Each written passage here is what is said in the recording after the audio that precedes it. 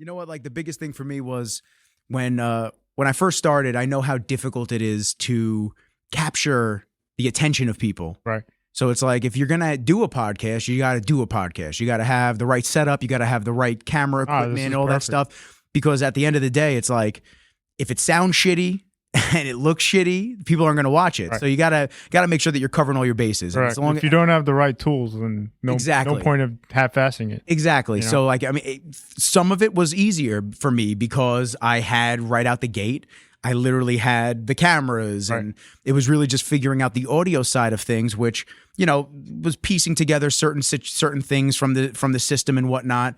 But it helped. It helped to have that background already kind of understanding. Right. You know, there are people that get into this, and I'm happy to consult people when they ask me, how do I do a podcast, or how do I do this, how do I do that? And it's like I tell them, I go, you know, these are the equipment pieces that I think are the best for entry level, mid tier, expert level. And it's like the biggest thing is consistency with anything. Of course. Like you can't just start it and assume it's going to work out. Yeah, I mean, without the right. You have to have the thought process that it's going to work no matter what. Right. I mean, that's right out the gate. You have to just think that no matter what, I'm going to be the next Joe Rogan, even if you're not potentially, or maybe you'd be second in command. It's like there's always somebody that's better, and there's a lot of people that are always worse than you. So it's like you have to be realistic with the circumstances and situations. So going into it, creating content, just being authentic, that's kind of the biggest thing that I've always driven towards, because I see so much so much lack of authenticity in the world today. So it's like somebody sees somebody that's authentic, a person, a clip, anything like that, and they kind of resonate and attach to it.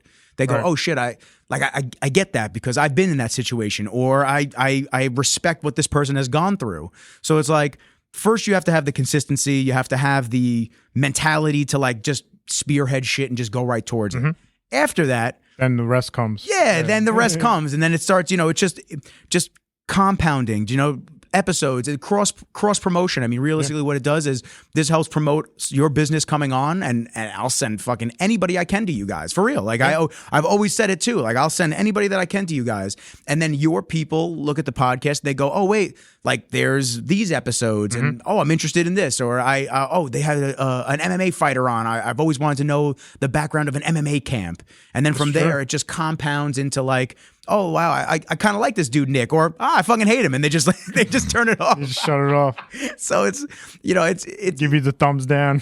yeah, it's engagement. Fuck it, give me the thumbs down. You know, it's funny. I was doing a live 2 days ago. We were doing a live at my buddy Tom's gym, and Memorial Day, we're hammering. There's like 15 people in the gym. We're nice. Oh, dude, we're drenched. We're swinging heavy kettlebells. It was awesome. Okay.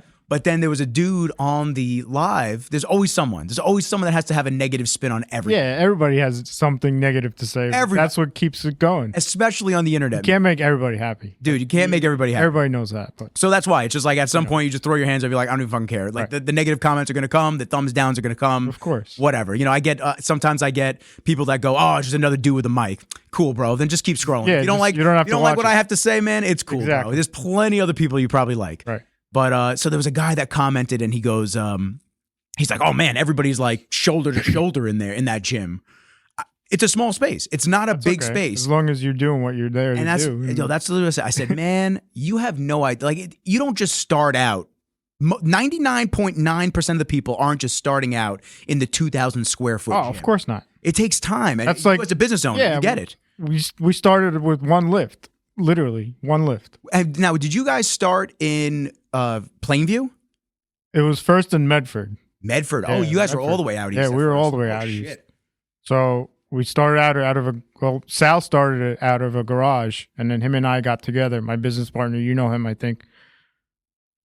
He started out of a garage. We took on another shop. We moved over the lift from his shop, from his garage to the new shop, and then things took off from there, and we started hiring people, and now how was that? History. How was that going from the smaller space, obviously, in Medford, to then going and how many lifts did you have at the second space? At the Medford shop, we had one lift. Yeah. And then at the Farmingdale shop, at one point, we had 3 lifts. And then we expanded to the other side of the building, which was, I think, 9 lifts plus an alignment rack. So, things 2014 and on is when, it got compounded and we hired more people and whatnot. And now, what was that like, having to go and put yourselves from that smaller space to the larger space? I mean, obviously you had the clientele, but it wasn't obviously to that capacity yet. So what I'm trying to get at is you almost have to put yourself in that environment to grow into the new space. Correct. You like you just said, having the gym, you can't just start out with 2,000 square feet, if not, or bigger. That's just not feasible for business. Now, you can't do everything alone either, which slowly we started hiring people, getting more technicians, getting more manager, front of the shop help. But bigger's not always better. Yeah. I'll tell you that straight out. Overhead gets crazy. You got to be very careful or you will shut down in 2 months. So, but, thankfully we're here. We're moving along. Everything's great. But we've all made mistakes. I think I've made mistakes. I've made plenty of mistakes. I'm sure you've made mistakes. We learned from that and we've moved on. I've scaled back a lot on the business end, but, revenue-wise, it's been better than ever. That's amazing. Essentially.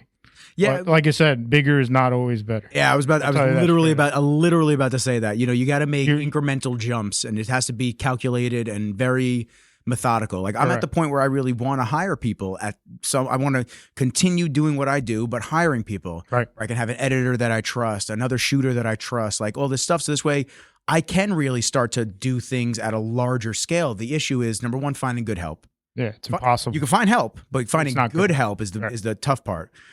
Finding people that align with the vision of the business, like, because there is a vibe. Like, there's always a vibe, and if you bring somebody in that doesn't mesh with the vibe of the business or the vibe of the culture of the shop, it's gonna fuck the whole. Yeah, the whole culture is number one. You got to have a good team. I have a great team. Thankfully, have I had bad people on my team? Absolutely.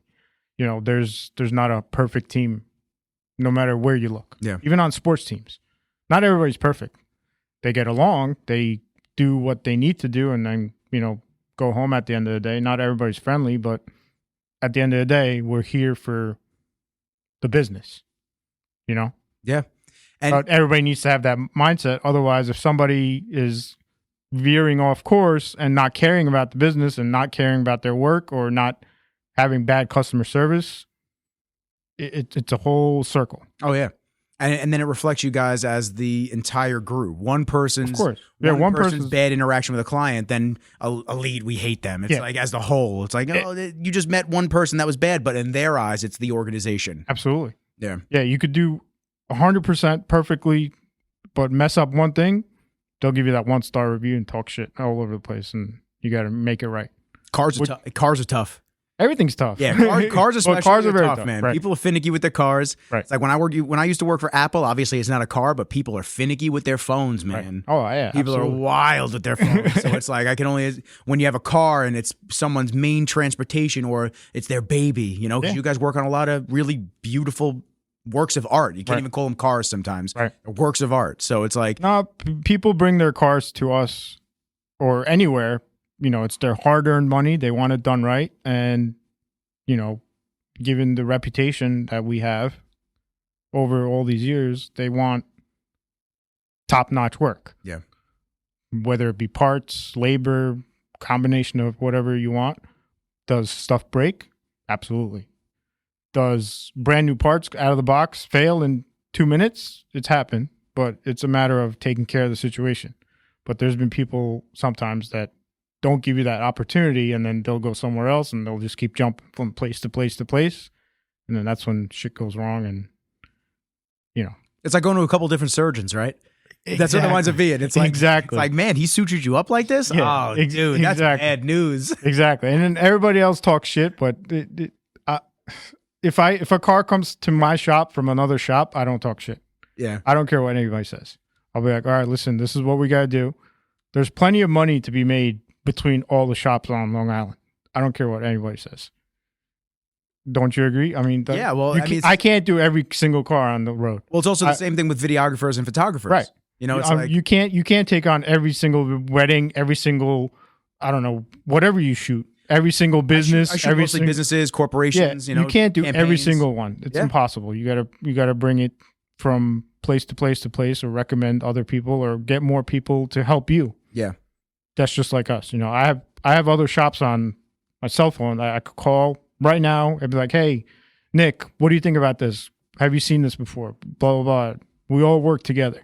The shops that don't have that aspect and they talk shit, oh fuck Elite, fuck this, which I hope they don't say a lot of, but I'm sure people hate us. Well, I was about to say, unfortunately, not everybody has that mentality. They don't have that thought process. So I try to work with every other shop that I know that's local to me or anywhere on the island to help everybody. Like I said, if I'm busy, I could recommend you somewhere. Hey, go here. I can't get this. Like last week, somebody called me. Hey, I need this car done by Friday. I'm like, listen, man, I can't get you in. We're booked out 2 weeks. I don't want to half-ass your car. Call this guy. Maybe he'll be able to help you. And they did it. So it's the mindset of talking shit about every shop on Long Island. I'm not about. And it always comes back to bite you in the ass, especially if so. Like, right. There's but no reason to be. The industry is so weird that for some reason the negativity between shop owners is just, well, those people suck. Come to my place. Well, the unfortunate side of it is the same thing in my aspect. It's like it's the same thing where people don't have the thought process of abundance. And now I've had that. Not that I've talked shit, but I've had that same pitfall mentally where sometimes you hear a client went with another guy, or they're shooting a video with somebody else, and it's like. Mm-hmm. Oh man, really? You're going with this person? And you almost have to stop yourself and be like, yo, there's more than enough business for everybody. There's more than it's cool. Like there's more than enough I'll get business. One door closes, I'll have 10 more open up. Absolutely. It's all good. And you have to just keep that mindset, because otherwise it truly does fester in like a real negative way. And you start to really just sit there and fester with it mentally, and it does nothing but infect you from the inside. And like I said, you can't make everybody happy, no matter what you do. You just got to accept that, learn to say no, which I've had a very hard time learning, but I thankfully for the past, 5 years, I've been good at saying no. Yeah. Because I used to take on everything, and it would just not be good. Was it like project cars, or it was regular service, project cars, repairs, but within certain limits, you just have to say, we're not the right shop for you. I'm sorry. And how do you know going into interactions? Is it just like a stomach thing? Is it you look at the I look at the car. record? I'll be honest with you. I'll look at the car. I'll see what the client wants to really do. And at the end of the day, it comes down to their budget. You have to be realistic. You got to be realistic. I can't refix your car for $200 if it needs $5,000 of work. Yeah. And there's a reason it's been jumping from place to place to place, because nobody wants to touch it. I hate to say it. Yeah. So one of the main questions we ask clients is, what's your timeline and what's your budget? Straight out of the question. Hey, you want to fix your car? This is what it's going to be. This is what it's going to be. We can warranty it for X amount. Yes or no?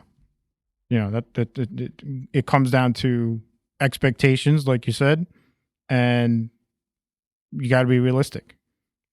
My mom's car has been making the rounds. Okay. My mom's car has been making the rounds. She just does not want a car payment, which I don't blame her at all. Fine. So she's had an A4 since 2009. I mean, this was like probably needs timing chains, turbo, and well, she had the V6 one. Pistons. Okay, she had the V6 ones. It was one of the Audi corporate cars that they were doing for tests for when it first came out. Okay. I mean, it had that like really expensive little bulb that sat in the bottom right that used to get knocked out that dealt with proximity for cruise control. Okay. That it would always get knocked out, and then they're like, "Yeah, it's like $3,000 to fix." She's like, "What? Fuck that! Yeah, I don't need that. I don't even use it." So the car is just like, I think she's got 150 or 160,000 miles on it. I mean, nice. The car is just you feel it, and you just go, "Oh, she's on her last legs." But then she brings it to a shop, and they just wind up just slapping 5,000. Whatever on. Hey, here you go, five grand. Another $5,000. See you later. $5,000. Yeah, we'll see you in another year or 6 months, whatever it is, and it just starts puttering along. So I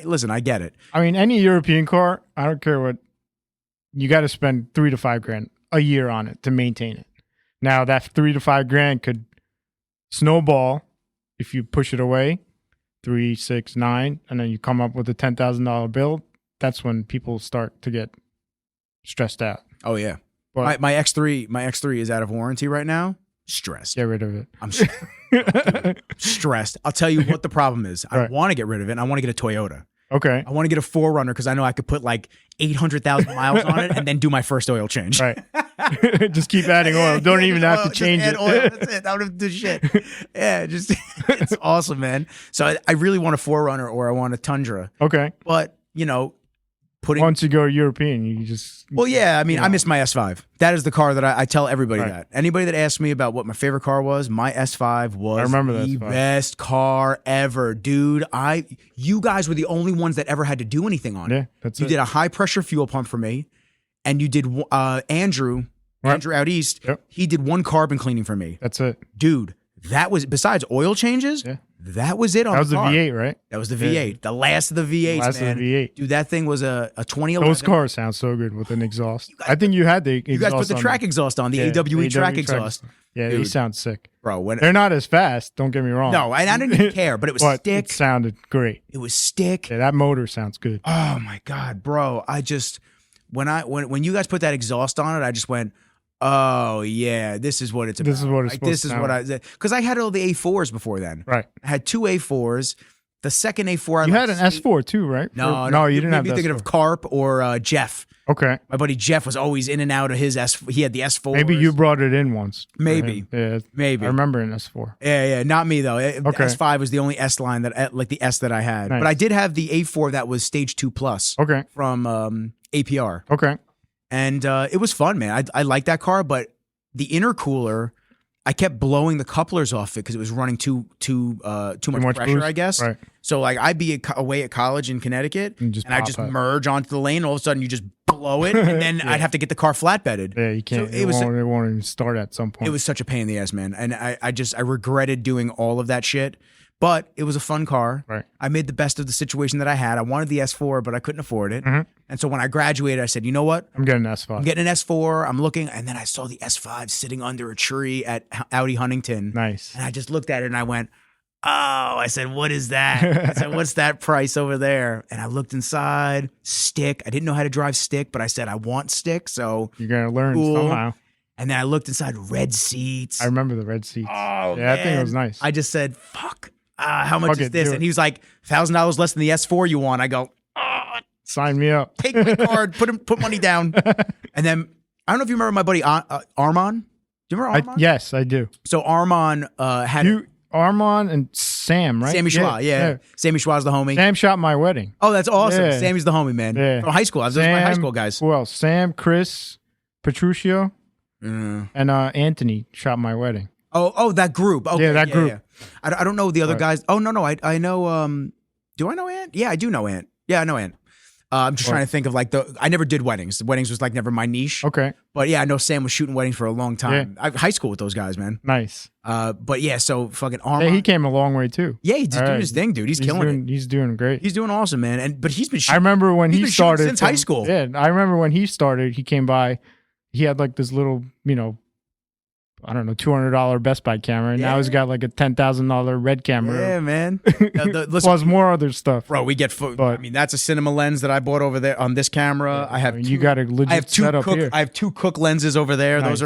Those are like my other two cinema lens babies. That's awesome. You just But again, going back to this is a blessing and a curse though. This stuff because you have so much fun. It's like the car stuff. You see all these. You should see how many laptops we have at the shop. Every single year, I got to get another $1,000 laptop just to run the $7,000 software. Yeah, man, that's what I'm saying. So you start going up, leveling stacking up, and you start looking. You go, fuck, I don't even use that one anymore. But but if you don't have the tool to fix the car or do any sort of diagnostic at this point, is just stupid. Yeah, so you need it. You got to update it. You got to get the new stuff. Otherwise, no need to turn the lock to walk into the shop if you can't fix the car right. If you can't do shit, then don't. Fixing it right the first time is key. Oh yeah, you don't want people to come back. No, I hate comebacks. Yeah. You guys always did right by me. With the S5, everything, you guys always did right by me. That's why I always came back to you guys. Right. Yeah, we try. I mean, shit goes. No, you don't try. You do it. No, you're doing it. It's like shit happens. I'll tell you that. But it's tough, man, because not everything's gonna be a perfect scenario. No, absolutely not. But again, if something does go wrong, just got to stand behind it and do the right thing. And you know what? That's a big thing in all of business is just owning up. Yeah, you know, you when, gotta when own it. something when there's a mistake made, just taking responsibility, owning up to it, and just being like, hey, this fucked up. Like whether it was your fault or it wasn't your fault, but we're gonna fix it. We're gonna make everything good. We'll get you into a car. We'll put you in a loaner. Get you a rental. Get you an Uber. There's no excuse not to get you home. Yeah. Oh, I can't make it. Or how am I going to get home? I'll fucking drop you off. Yeah, you know, I'll take you 40 cars right outside. I'm like, I'll take you to the train station. Just don't give me an excuse not to fix your car or not to give me the time to do it right. That's it. So now when you started out doing all this, you were working on the cars as well? If I needed to. Okay. Was that your background or you were more the business side of things? I was more of the front end side, and then Sal was more of the back side, as in the technician wise. But yeah, him and I got together in 2010 and pretty much. And what was that conversation like? It's just like, you know, we two heads are better than one. Well, you'll run that front house. I'll run the shop portion. Basically. And was he doing all the repairs by himself up until you got that Farmingdale shop? Or we had people at Medford? No, it was just him and I at Medford. Yeah. Humble beginnings, man. That's it. That's crazy. Yeah, it was just him and I at Medford. He would work at the Audi dealer from, 8 a.m. to 5 p.m., come to the shop at 5 p.m., and we'd work until shit got done and went home. Long nights. It was long for 7 years. Yeah. It was just him and I. Oh, wait, so you guys didn't just get to this shop by the blink of an eye and it just didn't happen like that? No. That's weird. People think that, Yeah, but it's so easy. I'm like, here's the keys. Come run it for a week. Yeah, let me know how that works out for you. I'm like, come make a profit for a week. I'll see you on Monday. And how'd you guys do this? How'd you guys do that? I'm like, we've made mistakes, like I said. Yeah. But you live and learn and move on and be positive, get the right team, and things just scale. Because there's no way we could have done what we've done now just by two people. It's impossible. And now, did you guys start out as a shop that was just mainly maintenance, or did you start out as something that you wanted to do more custom builds? It started out as, performance work and regular repairs and service. And what did you see mostly out the gate? Was it Audis because of Sal? Yeah. Okay. So we just stuck to what we knew. That community is loyal. Like, everybody's pretty loyal to their things cars. started off in forums. You remember forums? Fuck yeah. Audi Zine? Audi Zine, yeah. Audi World, Quattro World. That's how everything fucking took off. But now they're dead. Yeah, they are dead. It's all Facebook groups now and just like group chats. Damn. It's crazy. I used to be on Audi Zine every single day, and I used to be on still sponsor Audi Zine stuff. We still sponsor Audi Zine. And do you see any return from the Audi Zine sponsorships? Not anymore. Not anymore. Kai's actually going, you know what? Nick's maybe reminded me that I should pull that funding. I might pull the plug. Yeah, dude. Sorry, Anthony. I'm just kidding. Quick shout out. Dude, it's tough. Media has changed so drastically and so differently, and it's adapting and changing so quickly. Yep. I mean, I think seeing finished cars is cool, but I would say that people want to see the build process even more. They want to see the people getting their hands dirty and getting into the nitty gritty of it. Yeah, absolutely. I mean, I've seen a couple of build videos of Toyotas, of the off road and the rigs that they build out in like Colorado or Utah and stuff like that. I know nothing about mechanical stuff. I don't even fucking know how to change my own oil. I'm sure I could, right. But I watch this shit and I go, wow, that's fucking cool, man. To see all this get done A to Z. Right. No, the technology is insane. Especially the last 5 years, like car technology has exponentially gotten better within reason. And what are you seeing on the negative side of things? Are you seeing that build quality is going down, or are you seeing it as staying the same? It's coming to a point where manufacturers want you to go to the dealer. So they lock everything. Like ECUs are locked straight out of the factory. Really? ECU tuning is very hard to do. So it's not the same as when you could just like no. chip the car and then get an extra 100 horsepower? It's the fundamentals are the same, but the process to get into the computer is very hard. So is APR still a thing? APR is still a thing, but APR is definitely still a thing. Then they're improving more stuff, but physically getting into the ECU to make changes is not as easy as it used to be. But can it be done once you're in there? Yeah, I mean, tuning a car is... An engine's a pump. Air goes in, air goes out. The more air that goes in and it's efficient, the more air that comes out, the more power you make. Yeah. That's... It's a simple machine. It's just about if this tune is going to be controllable or controllable. Yeah, to the not point blowing where it up. And yeah, dude, that's what I always got nervous about. It's like they start using big words, not really big words. They start using big words like no more warranty and void and all this shit. You just go, what? I used to have a shirt that said, I void warranty. Yes. Yes. Dude, it was a nerve-wracking thing, man. You know, you start thinking about, okay, so let's rewind. Let's rewind back to when I had my A4. When I had my A4, a warranty at the dealership meant something. Right. I mean, dude, I would go there for anything and they wouldn't charge me at all. Like, because Audi would pay them. It was rare. Right. Then I got the S5 and things started to change more negatively, in my opinion. Mm-hmm.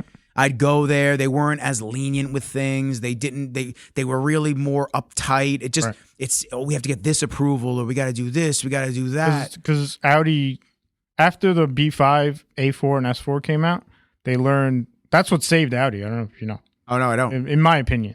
Once the B5, A4, and the B5, S4 came out, like 2000 and on. Oh, yes. It was about to go downhill.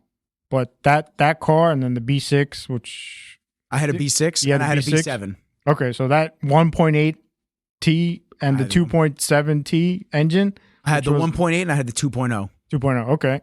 So that engine and that car saved Audi, in my opinion. Yeah. Because they were not doing so well. I love that car. The They're turbo awesome. noise on that thing. I've had every single iteration, B5, B7, B8, RS3. Oh, you had the RS3? Yeah. Oh, I'm jealous. So this is my first BMW. Okay. I like it. BMWs are good. It's okay. I miss my Audi. The new BMWs are nice. Yeah, the new ones are fat. Yeah, my friend Marina, she's got the X6M competition. Nice. That thing is twin turbo V8. I made fun of her this morning. I was like, for somebody that just bought an X6M, you drive very slow. Like it was, I'm telling you, she was doing 40 in a 40. No, in a 40. Nice. Yeah, I was like, you can go 45. You can kick it up a little bit, just a little bit. Let me know if she wants to void her warranty. I will let you. I don't think she needs to. Maybe she needs an exhaust. That's about it. Let's do it. Yeah, maybe she needs an exhaust. But yeah, so I used to bring it in there, and they would just take care of anything. And then the S5 changed, and then once I got my BMW, I realized things very different. Now I bought my BMW in Connecticut. Okay. I bought it up in Greenwich. Nice. And they were super dope. Everyone was super cool up there, this and that. But then the second I had to bring it in for any service on Long Island, even though it was a BMW warranted car. Right. You didn't buy from them. So bro, they were giving me such shit. I go, well, dude, it's a BMW warranty. Why are y'all giving me a problem? They don't care. They want you to buy the car from them. Yeah. I found that so strange. Yep. I was like, then what is the point? What is the point? You would assume, but it's not. Nobody should buy cars out of state then. No. Like it was just, or another dealership. God forbid you go to some other BMW dealership. Bro, I would think BMW is BMW. What is the big deal? Everybody, all the dealerships are owned privately. Yeah. Within... So Haberstadt was pretty good. I got to be honest with you. Haberstadt was very good with me. I had no problems with them. Rally was like pulling fucking teeth. I was like, okay, guys, whatever. See you later. Yeah, I'm take it somewhere else. I'm not even gonna come through anymore. Well, they're getting paid anyway. Not as much as it's not customer pay, but still, they're gonna get paid regardless from. BMW. So now, are the margins the same as when it was in the early 2000s? Probably not. They're not. Everything's so different now. Yeah, so different. Yeah, everything's different. Labor is more expensive, so they got to compensate for that, obviously. Yeah. Parts are wild. Since COVID. Yeah. Like Audi headlights are $8,000 right now. $8,000 for the headlights? One headlight. One. Really? For like a collision job, for like an RS7, it's $7,000 to $8,000 for a headlight. One. God damn. Yeah. Can you just go aftermarket at that point and call it a day? Because you'll get like shit ton of lights. And again, going back to cars are getting designed for them to come back to the dealership. You can't just put a bulb in it. You got to program the bulb, or you got to program the headlight now. It's fucking ridiculous. It's awesome in a good way. So what do you guys do then in your position? If we change a headlight, we got to program it. Otherwise, it's not going to turn on. So you guys can program. We can program it. Yeah. Okay. Yeah. But is it? And it just takes a lot more thousands of dollars in software just to be able to do that. And you pay the money for the software to Audi? Yeah. And they let you? They let you, yeah. You could purchase it. You could purchase the license to do it. So that's what it's. Everything's a subscription. Everything's a subscription. Dude, everything's a subscription. It's not monthly, it's yearly. So once that yearly subscription comes, I'm like, oh, fuck. Yeah, dude. This is gonna be an expensive month. That's like February for me. All my annual subscriptions for the business start hitting, and I just go, oh God, why did I do everything in February? I got to spread this. You got to spread it out. Oh my God, it's like, oh wait, my music license for the shitty royalty-free music for videos. Right. Oh, it's another $400. Try to spread it out. I have to. If you do everything in one shot, it's gonna kill you. Yeah, that, and then all my annual fees for my credit cards hit at the same time. I just go, okay. I start digging the grave outside. I'm just like, all right, I'll jump in right now. I've learned to spread it out. Yeah, offset it. Yeah, offset it. You have to. And so what are some of the biggest things that you've learned business-wise in time? Like since opening till the Kai that sits before me right now, what are some of the big lessons that you've kind of had to adapt to or learn, besides obviously changing of times?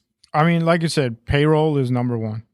Because we have a great team and those guys got to get fed and paid, right? That's how the cycle rolls. So number one expense is probably payroll. After that is overhead. Rent or mortgage or whatever, aspect is, and then tools. Tools are expensive. Tools are expensive. Shit adds up. Yeah. There's like specialty little things for each thing. Correct. Yeah. So again, you got to do the job right, but if you don't have the right tools or the right equipment or the right team, it's just a waste. Now I've had buddies before that were mechanics through different shops and whatnot, and they all said, "Oh, I'm going to open up my own shop and this and that," and they just made it seem so easy. I'm like, guys, it can't be. It's not easy. I'm like, it can't be that easy. It's not easy.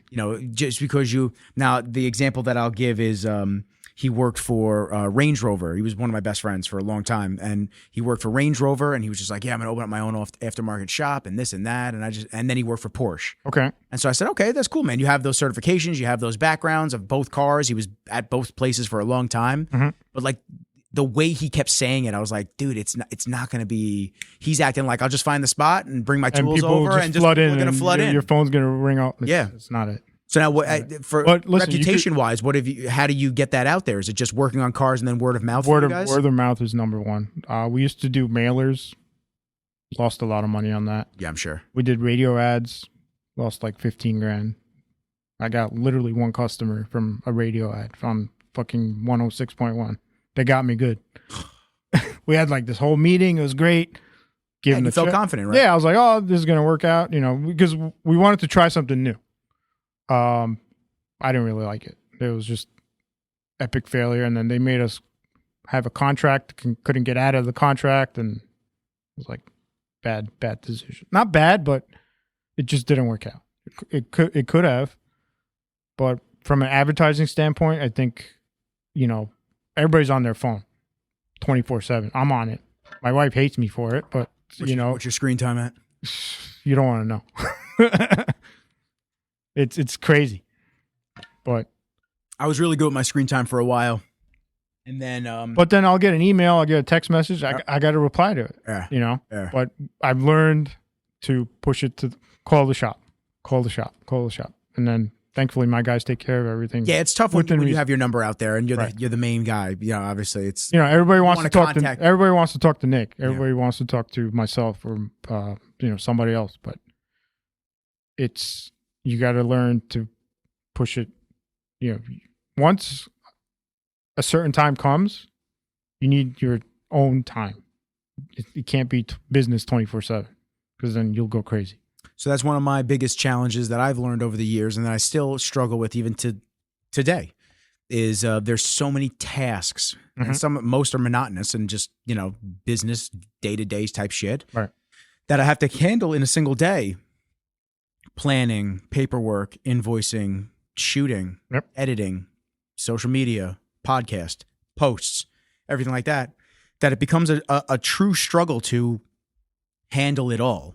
And no one is really meant to handle it all. You're meant to delegate the tasks over time. Right. The unfortunate side of it is until you have that team in place and you have like the wherewithal to get that really to the forefront of necessity, you kind of have to wear all the hats of the business. Yeah, until you get to that level where you need more help to scale it, then you got to keep doing it yourself. Yeah, which I'm at that point now. I am. Don't be scared to hire help. I'm not scared. I know it's going to be crazy for a couple months. Why am I paying this fucking guy, hundreds of dollars a week, and he's not bringing me the revenue to keep paying him? Yeah. You just got to keep feeding him. I think the thought. I think whoever. I think the thought process of being able to have somebody in my office editing while I'm out doing other things, where I don't have to worry about a project anymore. Right. I think that is very beneficial to me. Well, going back to that, you could be a great technician, you could be a great mechanic, but you can't be a good business owner. Yep. You know, or it comes down to you could be a great editor, you could shoot very well, but if you have a shitty attitude to your customers, which you don't have, and you're very talented in the shooting aspect and the editing aspect and everything else that comes with it, you don't know everything. I'm not great at I don't know everything. I'm not great at the accounting side of my business. Oh, I hate the accounting side. It fucking drives me crazy. That's why I hired a bookkeeper to come in twice a week to handle all that. Yeah. I ask her, hey, can we buy this? I don't just buy it. Yeah. We used to do that all the time, and she'd get mad at us. I gotta start asking my bookkeeper if I can buy things. Yeah, I just buy them. Or just text her and be like, hey, can I buy this? It's your money. It's the business's money, but she gets pissed when I spend X amount or when Sal spends whatever. So we've learned to ask her. She handles all the finance. That new exhaust was R&D, I swear. It was just it was sponsored. $5,000 gone. You should have seen it. It was it's marketing. It was so pretty on the website. But yeah, no, it's again, she does all the bookkeeping. Yeah. She'll pay A to Z but if I spend $1 or if anybody in the company spends $1, she checks it. And she's caught a lot of shit. Oh, I'm sure. People stealing or whatever, or you don't see stuff. But you just got to be careful because it could get the financing end of the business can ruin you in 2 weeks. Yeah. If you don't know where every single dollar is getting spent, and what it's bringing back profit wise, because that's what keeps everything running. You could make, I don't know, $2 million a year and then spend $5 million, you're fucked. You got to keep the expenses as low as possible, but as lean as possible, but have the most return. And I mean, like insurance kills us, but we need it. Like you got to be careful on where you're spending, and you got to cut back on where it doesn't make sense. And I'm sure it has to do with the price of the cars that you're fixing as well, right? The price of the cars, the theft wise and all that stuff. Anything could happen. Yeah, anything could happen. But again, you just got to be careful. When you first started the shop, were you nervous to leave some of the cars there overnight or something like that? Oh yeah, I would drive by sometimes just to see if everything's good. That's what I would do. Yeah, man, because it's people's hard-earned money under your responsibility. It's a liability at the end of the day. Anything could happen. But thankfully, we haven't had any issues. Knock on wood. But yeah, I get it because I literally told you I live up the block from the studio. That's which is perfect because going to Roslyn sucked. Right. And I just 30 minutes to there, 30 minutes back. It was a nightmare. Again, the gas bills add up. The gas bills, and so that spot was $700 a month. This is $1,000 a month. So, the money you're saving. But it was this is also over double the space. Right. So it's like, okay, win-win. Perfect. This is great, man. Yeah, it's exactly what I needed. What I needed to be right now. But just keep it at this. For right now, it's cool. Like I could fit like 20 people in here. Yeah. It's not that. I mean, it's not that big. You'd be surprised. Holy shit. Let's put up some lifts. I'll put up a lift. I'll put a dyno in the back. A lineman rack right there. That's what I'm saying, man. I'll put a desk there. I'll put a couple desks there. Enjoy the sun. Yeah. Cut it through. I want to put some curtains up around the podcast. See, I painted this wall this color, and then my mom. I love you, Mom. I love you, Karen. But you know what? She misguided me. I should have made it that color the entire room. Okay. But she was like, no, you want an accent wall. And I go, all right, I get it. So the guy was like, where do you want it to stop? And I said, all right, I guess right here because I'm going to shoot there. But now and not that it really matters. No one's going to give a shit watching the podcast when I eventually have a fourth person here. Right. Like no one's going to care. But I care. Right. Like, I would have loved the entire room to be this color. Okay. So it's like, all right, I may just put a curtain up and fucking just then I have other people just hanging out there. That's fine. Whatever you want to do. But so one night I was on the terms of like people's hard-earned money and liability and how you said you were driving by Yeah, shop. I look on the cameras when I'm taking a shit. So, dude, you fucking got it. You got you it. have Dude. to. I was watching the camera, dude. I'm like, what the fuck is that? Yeah, what is that movement? Oh, it's a fucking cat. Or it's an orb. Yeah. It's another spirit. Stop fucking with the cars. Yeah. So I was walking the dog. It was 10 o'clock at night, and I was walking the dog, and I got a notification from my my Google camera that just said unknown face seen. We have cleaners in the office. Right. They come in, they change the garbage, and they throw it out. Whatever, no big deal. And I look, and now the desk was filthy at the time. I had a bunch of paperwork on it, and I was sitting here doing some work, and I see the two cleaners sitting at the table, touching my mics and taking pictures of each other. I was like, what the fuck are you doing? Fuck am I looking at right now? Right. And dude, I was in my Crocs, which I'm wearing right now. Shout out to Crocs, send a check. Yeah, right. And I ran and I had Kenji with me. I ran Okay. 2.5 blocks in the Crocs. Nice. I thought I was going to catch them sitting here at the desk, and I missed them by 30 seconds. Oh, shit. So I bust in the door, and I look, and they're not here, and I was in the hallway. I said, yo, where the fuck you guys at? Right. And they were in the office directly next to me. They probably heard you. They come out, and I just went, I'm going, yo, are you sitting at the table? What the hell do you think you're doing? Dog's going off on them. Nice. He's backing them into the office. I'm like, bro, are you out of your mind? Dude, I got $5,000 lenses that are sitting on the table. Yeah. He's like, oh, no, we weren't sitting at the They could table. just drop one and Exactly. Well, that's the thing. It's like he said. He goes, no, we weren't sitting at the table. I said, dude, I got you on the Like, camera. dude, I go, are you out of your mind? He goes, sorry. I said, no, none of that sorry shit. I said, don't you ever do that again. I said, we're gonna have a fucking problem. I'm not playing with you, bro. Yeah, tell the property manager. I told him it was taken care of. Deadbolt on the door. Only I and the manager have the key. That's it. Done. Now I told him. I said, dude, I have expensive. Good thing you had the camera. That's what I'm saying, bro. And dude, gotta- I had paperwork on here, Social Security and shit on Yeah, here. everything. I'm like, bro, what are you doing around here? So it says. People have no respect, man. No, they don't. And listen, was it malicious? No. At the end of the day, I rewatched the footage. I talked to the manager, and I even talked to the cleaning company. I said, yo, please don't fire them. You know, it is. Give them a warning. Just give them a warning. I said, I don't want people to lose their jobs over that shit. I said, I was crazy and hot-headed because I have a lot of expensive shit, and they're touching my things, and he lied about sitting but at he could have just pocketed, I don't know, something, and you Exactly. wouldn't know. I wouldn't know until I look for it. I go, needed "What?" it. And then I look at the camera. Where's this hard drive? That's Exactly. or whatever. In fact, they were looking at my closet. They were looking at my hard drive tower over there. It was just like, bro, you're but the thing you're is, too comfortable, dude. yeah, you can't. Yeah. Just respect people's shit. Yeah, it was a tough one. So I definitely can relate to having to look at the cameras all the time because I'm on the cameras all the time. Yeah. Great. yeah, and I don't like the Google cameras. When I get the next spot, Blink is pretty good. Blink, is that what you guys use? Yeah, I got to check it out Blink because is pretty good. Google is like $15 for each home, and then you can only watch up to 30 or 60 days of the footage, and like that's it. It's gone then. And it's gone. Yeah, it's shot. I don't know. It's another subscription. It's another subscription that's just slowly sinking me. Right. It's like, oh my God, bro, another $15 a month, and you adds add it up. up, You're man. like, how did I spend 10 grand on subscriptions? Yeah, What you is gotta going on? You got to be careful going back to Business expenses, dude. keep it lean. It's tough, and so Keep it lean. So I'm at that point now. So that's where I've become much smarter in terms of like the finances of things that I spend. I'm not buying any more gear. I don't need anything else. Truth be told, I bought too much for a little while. I saw shiny things and I bought them. Yeah. I was like, oh shit, We've all done it. oh shit, We've all done it. monthly payment of $60 a month, no big deal. And it's like 5 years. yeah, for 5 years, and then you have 5 of those, 6 of Exactly. those, and you go, oh, I'm paying like It's like $800 a $200 month. Yeah. Great. Yeah. And you just start to learn, and then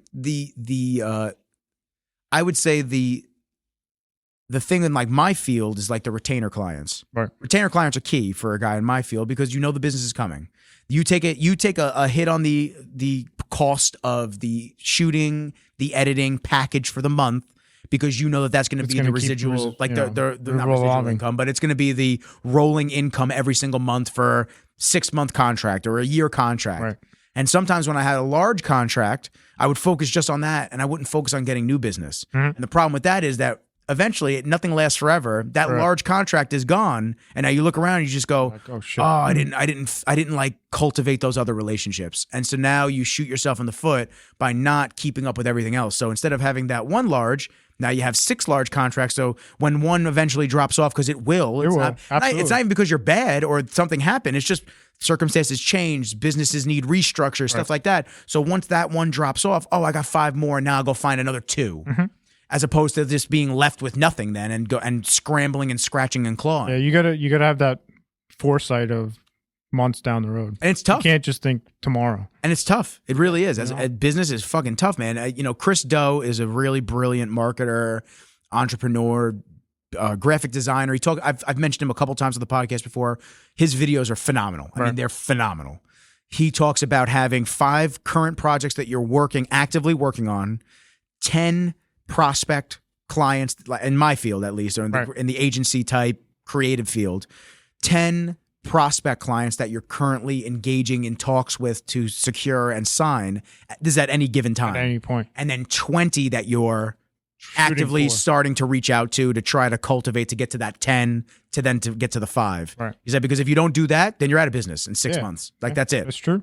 And or even shorter. You'd be even shorter. Yeah. With how much everything like I said, costs, your overhead could kill you in 3 months. Dude, the cost of everything, you talk about parts, the cost of everything is through the fucking roof. I look around and I just go, I don't know how the average human being is doing it right now. It's tough. It really is. It's tough. Yeah. Everybody's taking a hit. I don't care what anybody says. Everybody took a hit. Everybody. Yep. And, everyone's sweating and scrambling in certain ways because, like you said, they're trying to stay lean, but they also know that they have to do certain things for the business. Yeah. They have to utilize my services to get clients, and they have to keep it somewhat reasonable to what they can do. And listen, in times of more of a struggle, you got to work with your clients. Yeah. You got to, hey, listen, man, normally it would be this. I can help you out for this, just for this. As long as you have that cash flow and the revenue, things will start, Yeah, everything is cyclical. But if number one thing in business is if you don't have that cash flow, you're fucked. Yeah. And now, how did you guys start getting some of the larger jobs, like the Lamborghinis and all the exotics? We got into the exotic market. I know I transitioned very weirdly. But But you were thinking about cash flow and just like having to upgrade the actual business and start getting new things. People just started bringing their exotics to us, because they have other cars. A guy with an exotic car just doesn't drive that car on a day-to-day basis. We started off with fixing their wife's car, their daughter's car, their own car, and then they're like, "Oh, I got this thing. Can you do it?" I'm like, "Why not? Bring it in." It's all nuts and bolts at the end of the day. Was it any more difficult than a regular car? Some cars, yes. You got to take off 50 screws to get to the drain bolt on an R8. You know what I mean? But at the end of the day, it's all nuts and bolts. And which one has been the most difficult, I guess, to work on? Car-wise? Yeah. Every car is different. But so what would you say is the most difficult that you've seen to work on, just out in general? I mean, we did maybe it's an exotic, maybe it's a regular car. I'm just curious. It just every car is different, man. Probably the hardest thing we've done was probably a clutch job on a Lambo Countach. It was nightmare, but we got it done. Talk to me. I need to know. What was it? Why was it a nightmare? We couldn't. First of all, it's an '87 Countach. It's old as I am. This is going back years.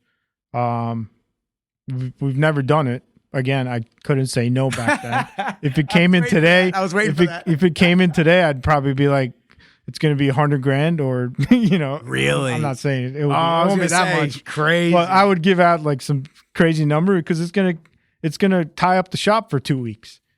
What was it, like all hands on deck type of scenario? Yeah, it was pretty much all hands on deck. So the guy came in, was the clutch burned or was it just? It came out on a tow truck. So did he burn the clutch or was it just? It was just due for it. It was just due for it. Okay. But yeah, it came out of a tow truck. Again, going back, I couldn't say no, and we got it done.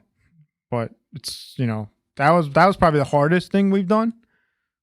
But other than that, I'd rather do repairs and service than. But when you say you got it done, I need to know what made it so difficult? Was it sourcing the parts? Was it actually doing the job? Everything's backwards on that car.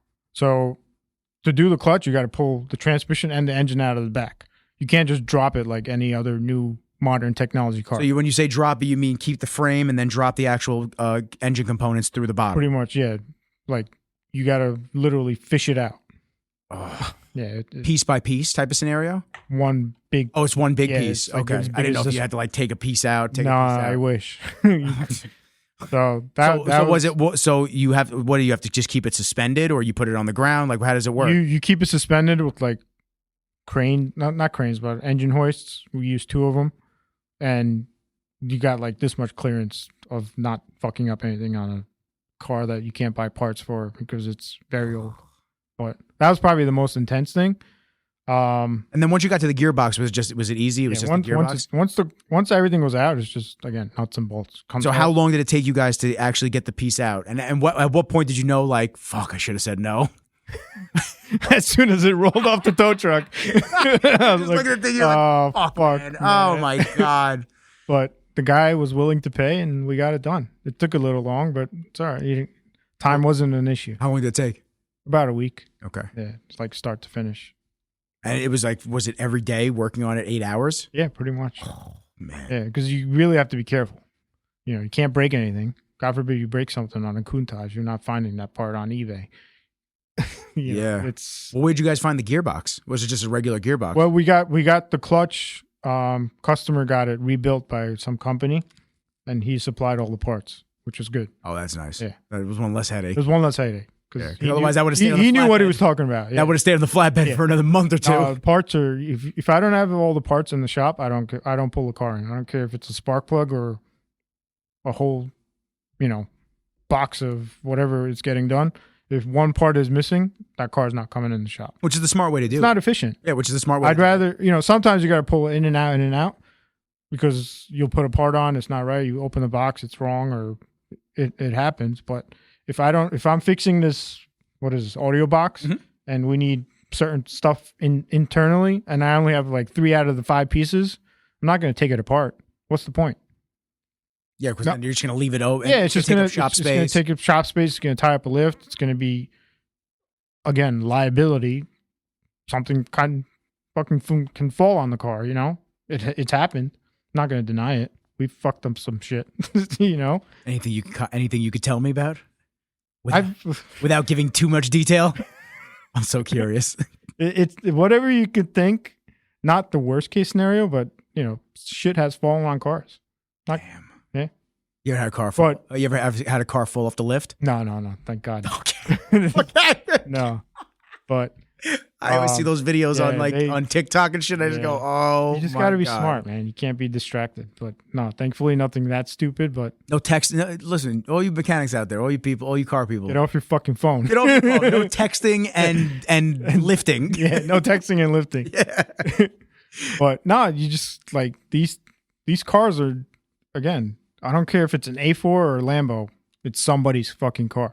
Yeah, I do. My A4 was a Lambo to me. Yeah. You got to treat it like it's that person's, I don't know, son or daughter, essentially, because that's what they use to get from point A to point B. Well, also think about how much money people spend on aftermarket parts.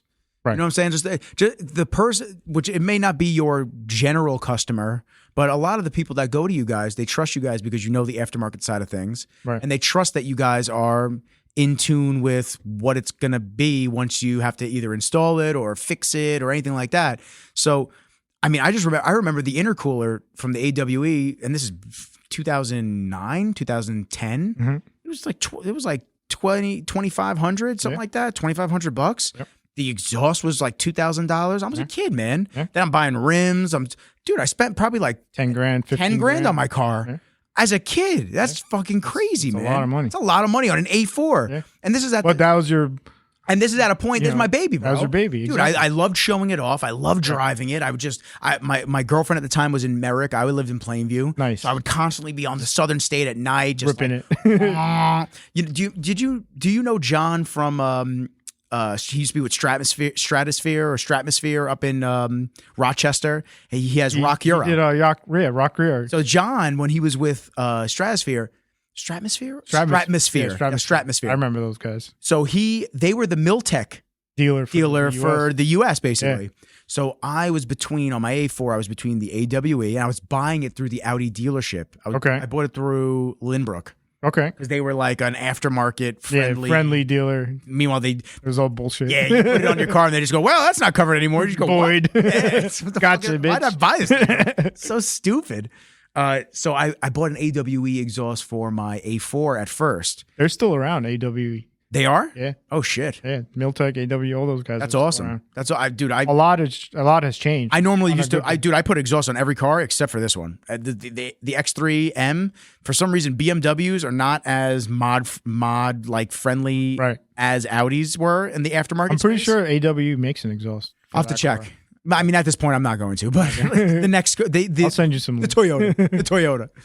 So I got the AW exhaust for the A4, Right. and the drone was horrific. Yep. It was so bad in the car. Did you have the downpipe and the catless downpipe or No, catted? that was Jeff and Carp and all those guys. Right. I did not have that telling shit. you. But I even got the quieter one, Mhm. and the drone was just horrific. Yep. So returned it. They put the stock exhaust back on, and then I'm talking with John because he was the fabricator at the time at Stratosphere. Right. And I'm like, should I get the Miltech? I know it's going to be quieter, but I also don't want to spend this money if it's going to be If it's basically gonna be the stock. same Like, I don't shit. want to do that. It's Right. stupid. And so he said, you know what, man? He's like, I'll make you an exhaust. Okay. One of one. Nice. I'll make you a custom exhaust. He's like, what do you want? Do you want quad pipes? Do you want one out one side? He's Right. like, do you want oval tips? I said, oh, give me Shit. those RS4 oval tips. Nice. And so he made the exhaust for me, one of one. Listen, it droned. Don't Right. get me wrong, but that thing was awesome. Nice. It was so sick, man. I gotta show you the. Yeah, I mean, the videos first of it. two things you do on a car to modify is just ECU, intake, exhaust. Do you consider tint in a? Tint? Do you consider that a No. aftermarket? No. There's some people that would. I mean, you can. It's modifying it, but Yeah. I'm not a fan of windshield tint. No. I couldn't do that, bro. My friend had fives all around, even on the front windshield. Yeah, I'm like, dude, you drive at night? You can't drive it What now. the hell you mean? What You're do you- gonna hitch something. dude, you can't see anything. Can't see anything. Fuck, I can't see out of the regular window. Right. The one that has no tint on it. How are you? It does driving? look sick though. I got it. Well, looks- if if it's just sitting on like a parking spot, it looks awesome. it looks gangster. Driving, it's not fun. That Q5 that I thought you were in just Right. outside, that thing was all tinted all around. everywhere. I couldn't even see through the front windshield. That's why when I saw it, I said, "Oh, he's in front." I said, "He's right here." And then you jumped out of the Ford, and I went, "Oh, that's weird." Yeah, right. Yeah. Yeah. So I mean, I spent so much money on the car that I think now I have a very different outlook as an older individual. Right. Looking at the cars, I look at them more as what they are. They're, at least my daily is a utility for me. It's It's a tool. takes me places. It gets me to the gym. It gets me to client shoots. It gets me here, there, and yeah, okay. When it's really clean and it's detailed perfectly, and Right. it's fat and it's like the seats are comfy and Yeah. it's fun to like because it's the X3 M40, so Yeah, you get to it's- rip it and it's it's got good. a lot of pep in it. But I don't know. At the end of the day, I just go, yeah, I could probably just get a regular car and then have a fun car on the side, which is Right. really what I'd like to do. Yeah, I mean, it really comes down to what you want and how you're going to use it to benefit yourself and your business. Yeah, You know, that's you could pick any car. I want that Toyota so bad. You just 800,000 miles, first oil change. That's don't do it, bro. Don't do it. No.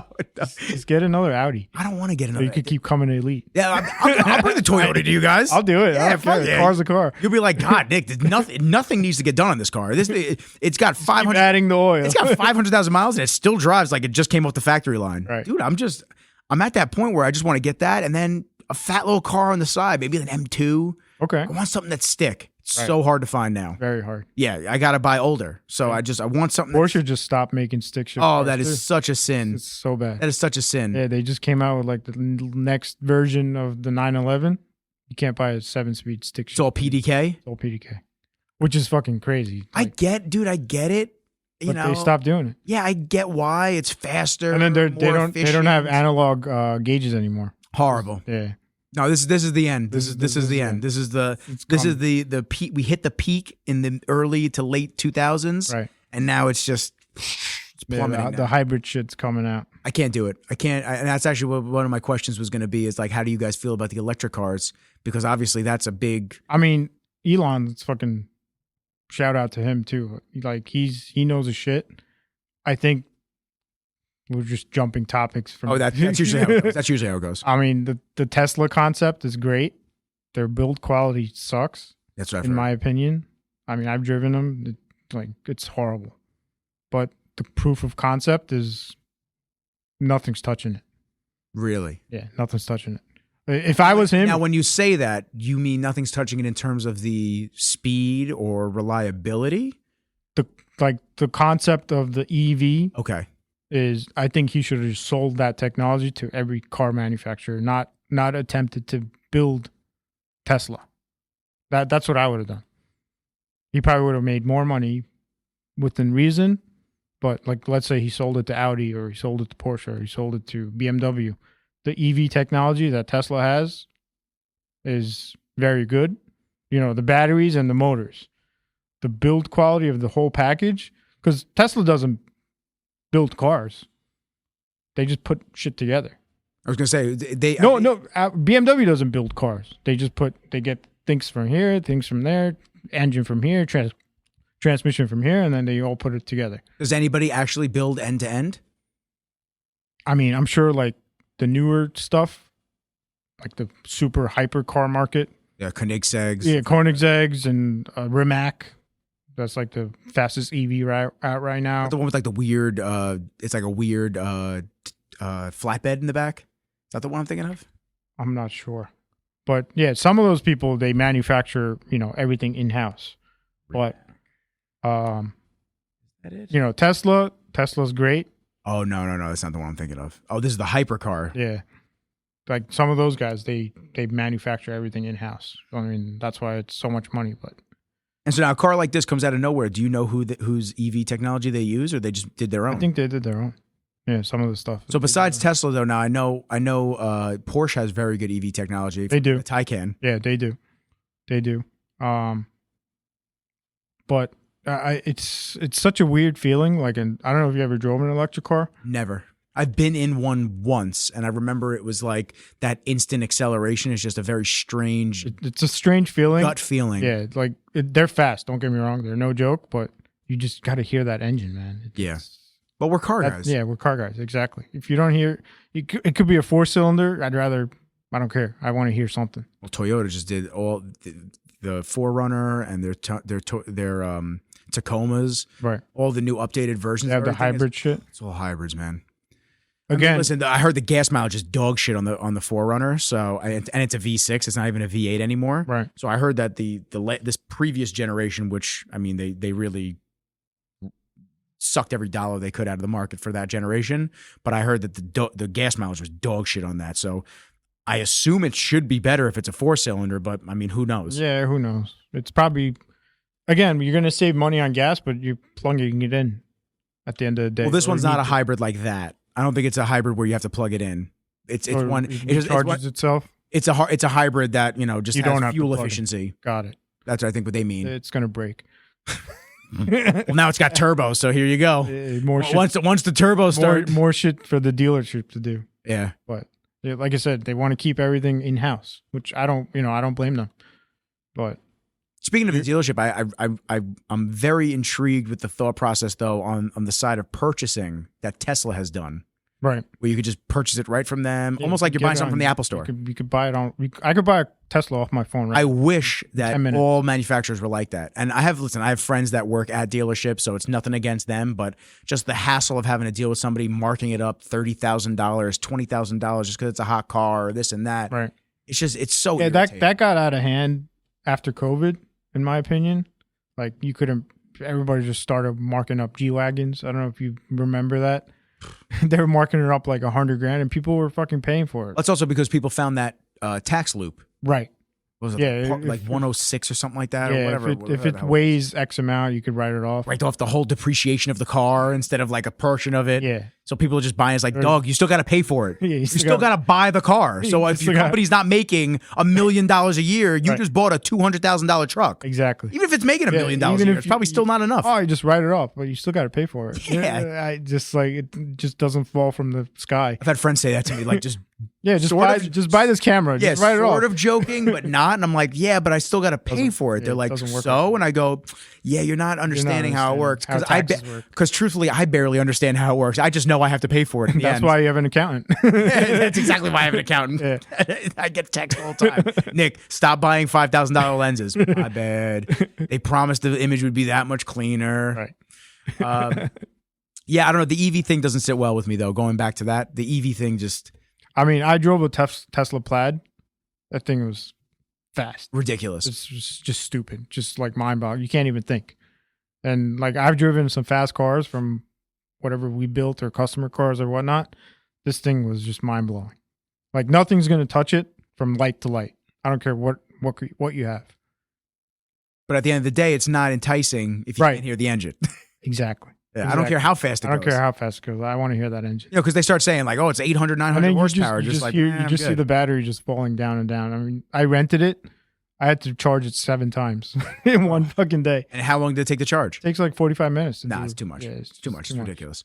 It's ridiculous. I don't like the thought process of them being able to just shut down the grid or whatever, and then all of a sudden, wow, my car just doesn't work anymore. They got a lot of control. Yeah. Yeah. But I like to keep as much as humanly possible.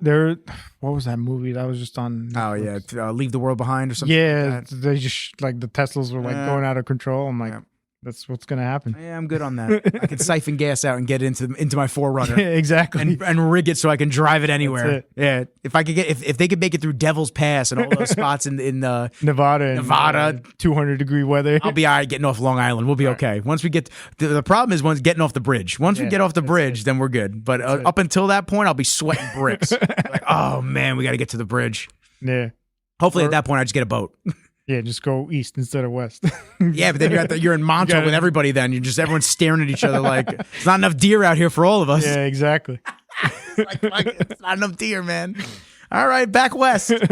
That's what we got to do it. Oh man. So now in terms of, I know you kind of gave me like every car is different, but in terms of reliability, what have you seen? Because I know every mechanic, shop, you everyone's got their own. You can't go wrong with a Honda if you want reliability. What about reliability in the German space? Audi all day long. Yeah? Yeah. Okay. That makes me... Audi and Mercedes. Audi and Mercedes over BMW? Over BMW. Really?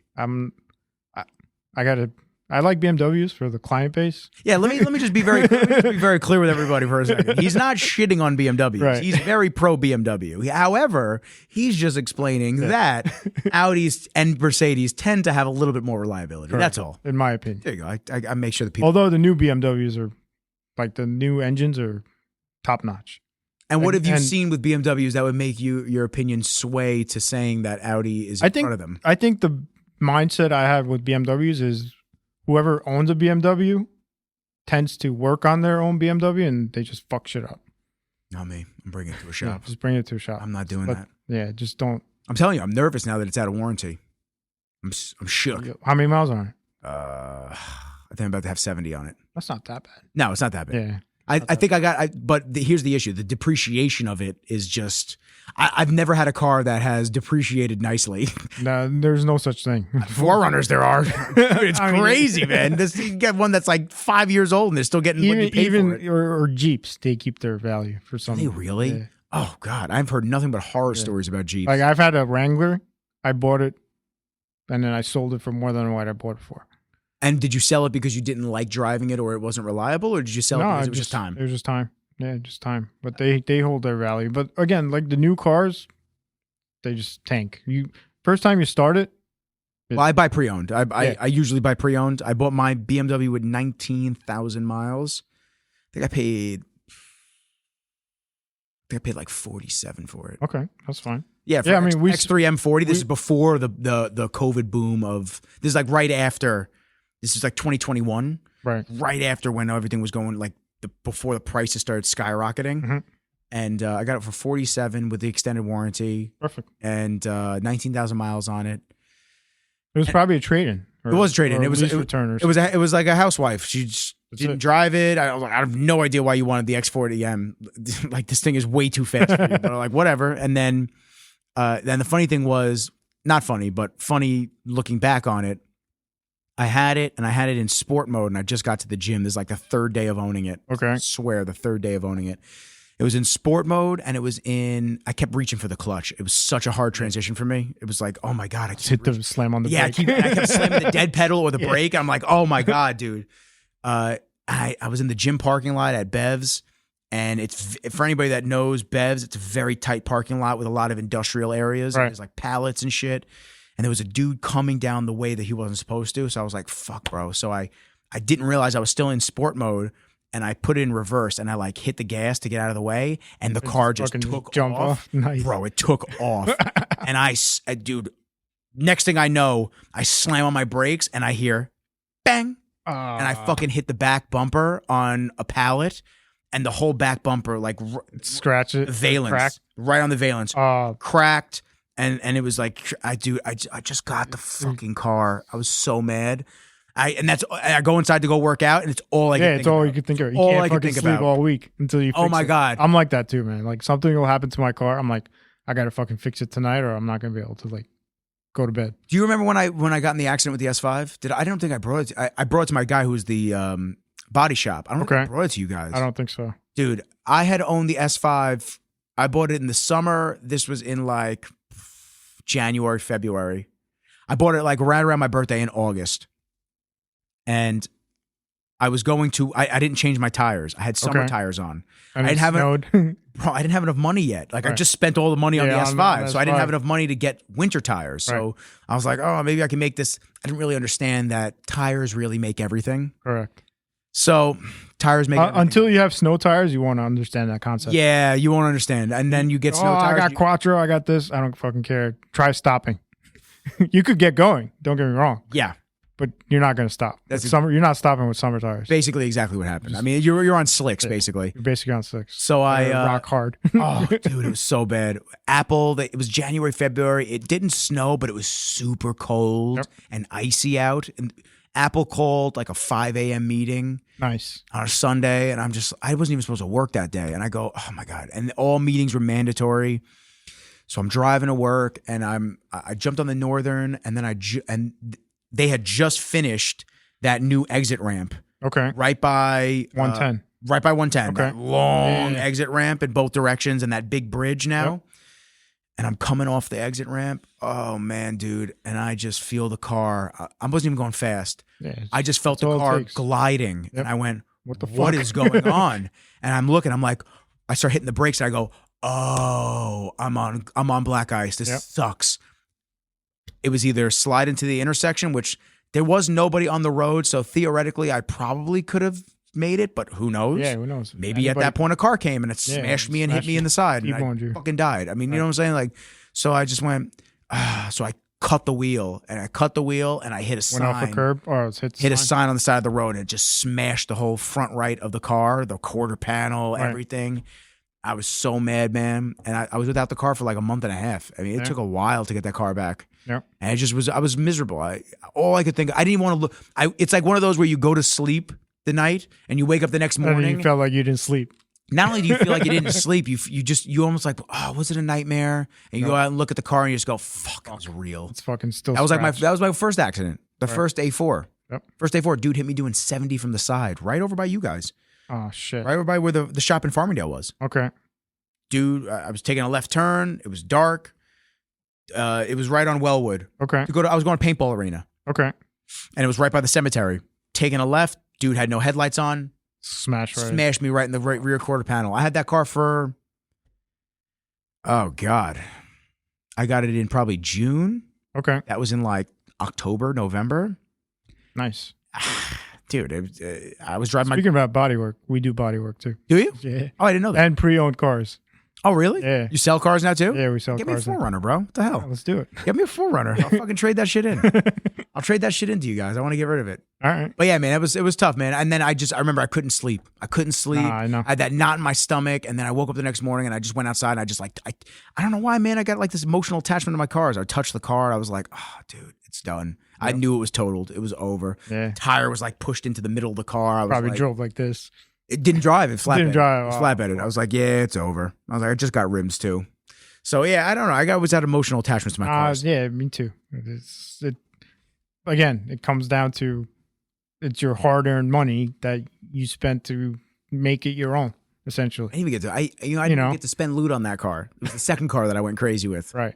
It was that good. The first car, I just put rims and I just got tint and I was thinking of other things I wanted to do and then it just crashed. I was like, okay. At least you're okay. That's all that matters. Herniated. Listen, man, 70 from the side and a couple of herniated discs.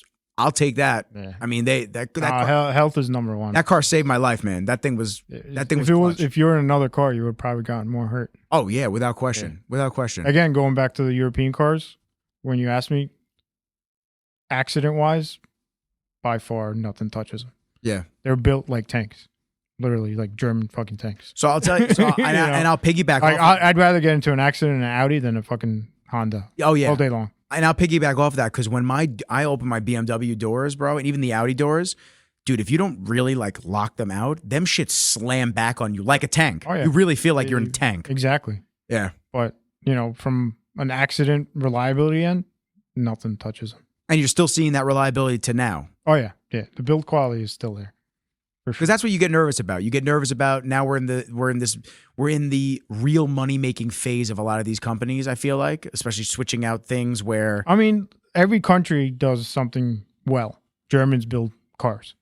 I don't care. What else do they do? They're good at building cars. Yeah, they're good at cars. But would you rather have an American car, a Japanese car, or a German car? I would definitely not want an American car. So I'm definitely going to put that right on the bottom shelf. A Japanese car, I feel like that's reliable. It definitely is. But, you're not getting build quality at that point. You're getting, the quality is okay, but it's bare bones. Correct. So you're spending the money, but it's basic. Basic stuff. Right. Although, like, all the new cars now have all the gadgets and standard stuff. Have you seen the interior of the new Tacomas and everything? I haven't, no. Ooh. I haven't. I mean, for Toyotas, bro, I'll show you real quick. Dude. I'm sure they're no joke. Again, Japanese, American, German, but from a accident standpoint. I mean, that's kind of fat, man. From a Japanese car standpoint.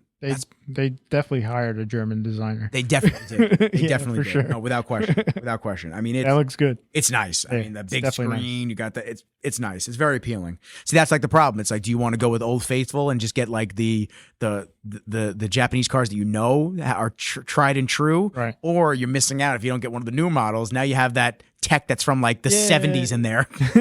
You're looking, you're like, wait, FM? What the fuck's FM? Yeah, exactly. It's like, what does this do? No, CarPlay? What are you talking about? It's got a couple of shit. but you know what? The weird thing is though that there is some majesticness of like the simplicity of those older type of function. The big dial for the temperature control in there versus like having to go in 4 different menus and then you get fingerprints on the screen. Yeah, the touch screen is frozen in the winter. You're like, what the fuck is this, bro? I just want to turn the air on. Speaking about winter, with the EV cars, you go into that shit, it's fucking hot. You don't have to wait for the car to warm up.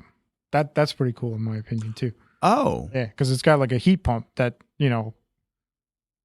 kicks on at 80 degrees no matter what condition you're in. Oh, really? That's pretty sick. Which is cool. But I thought you were going to say the batteries freeze because I heard that too. I mean, yeah, of course.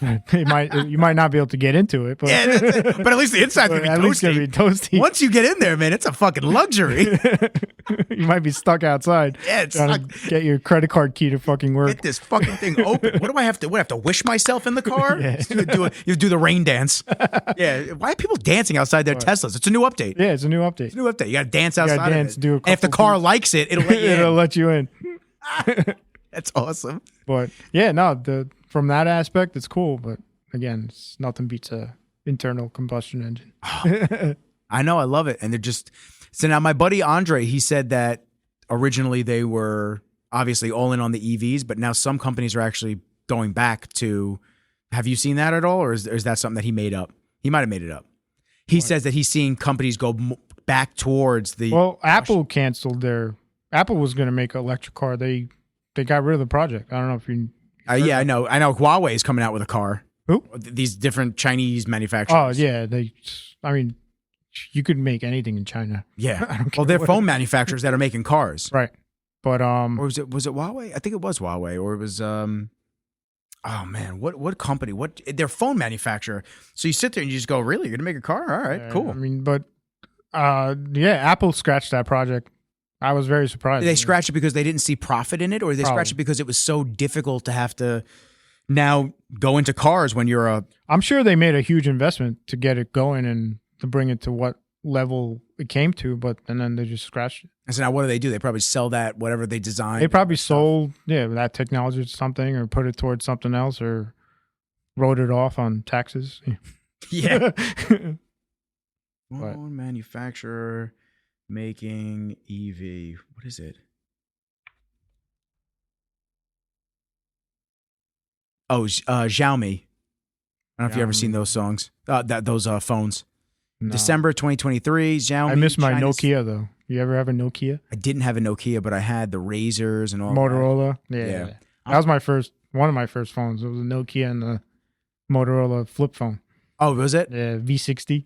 The V60. Remember that? I gotta be honest with you, man. I got a second phone and I have an Android phone for my second phone. I like my Android phone better than my iPhone. Really? Yeah. I can't get around Android. I love it, man. I hated it. Super snappy. Yeah. The battery life's 10 times better than my iPhone. All right. Yeah, Samsung, send the check. Yeah, bro. send the check. Send the phones, dude. I'll give them to guests when they leave. I'll be like, here you go. You try it for a week. Let me know. Yeah, in December 2023, Xiaomi, China's 5th largest smartphone maker, announced its first electric EV, the SU7 sedan. Okay. Xiaomi claims the SU7 can accelerate faster than Tesla and Porsche EVs, and the company hopes to become one of the world's top 5 automakers. Really?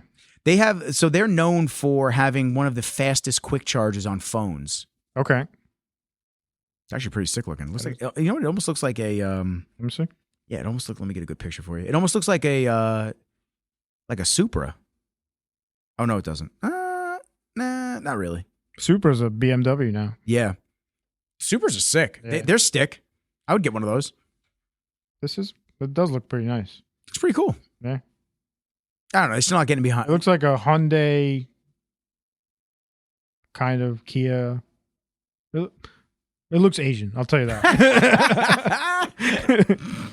That's awesome. Yeah, I'm still not getting behind it. Yeah, you know what that looks like? It looks like a Kia Stinger. It does look like a Kia Stinger. I'll tell you what the back looks like. The Hyundai Elantra. Yes. Yeah. Again, it's a car. I know where you guys got your designers from. Yeah, Germany. Germany. Looks like a Mercedes C-Class rear end with that bumper. You know what I miss? I miss the old CLSs with the little bubble, the wheel bubble. Yep. The AMGs were so much fun. Yeah. I feel like those have been tamed down too now. Everything's been tamed in certain ways. Yeah, they don't make AMGs anymore. Within like a E63, they don't have the twin turbo V8 anymore. What is it now? They stopped making the AMGs. They have no more AMGs. The current AMG you could buy is a C-Class, C AMG, and a SL. That's it? Yeah, you can't get the E anymore. This is shot, bro. But yeah, AMGs are awesome too. I'm looking at a couple of the questions I had for you because I want to see what some of your answers are going to be. All right, so we went over most difficult projects, industry challenges, which was a good one that I wanted to touch on. So what are some of the biggest challenges you face running a performance automotive shop in today's market? Within what aspect? Just, I guess, day to day, either obtaining clients. I mean, from knowledge to keep your guys informed about all of the latest stuff that they have to do with the cars. From a repair end or performance end? I guess everything. I mean, repair end, again, everything. You gotta take off 10 things to get to whatever you're gonna get to. That's the hard end of it.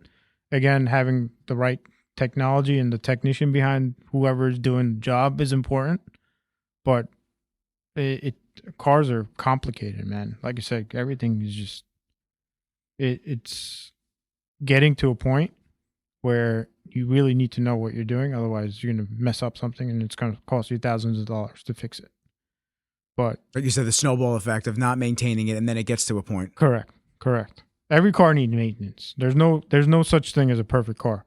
They design them to fail, so it comes back.